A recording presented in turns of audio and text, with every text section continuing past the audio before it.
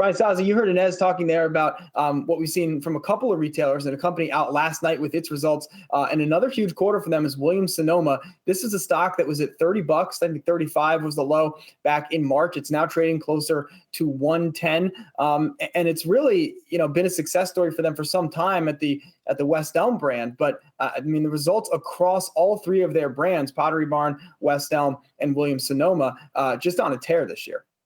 Oh, Miles, you can't be surprised. I see your background. It looks very Williams-Sonoma, West Elmish. But yes, this quarter was really another mind-blowing one for this company. Same-store sales up 24%. You have Pottery Barn up 24.1%. West Elm up 21.8%. Williams-Sonoma up 30.4%.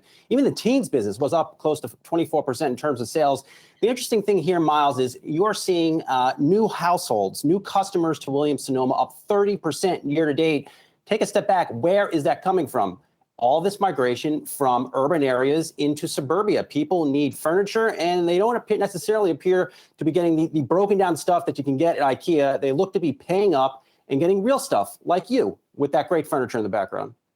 Well, look, Sazi, we've had a couple. First of all, I am doing this show on a tiny West Elm desk that probably isn't the right ergonomic height. The chair I'm sitting in, also from West Elm, it's okay. If I had to sit in it for 8 hours every day, maybe it wouldn't be my favorite thing, but I do get to migrate around the spacious 400 feet we have here throughout the day. But yeah, look, I think you have all those catalysts in place for all of these brands. And the question, and you look at the stock, you look at the way investors have thought about it, the question that I would have for West Elm, and RH is another company in this position, is this a step change in the company's trajectory?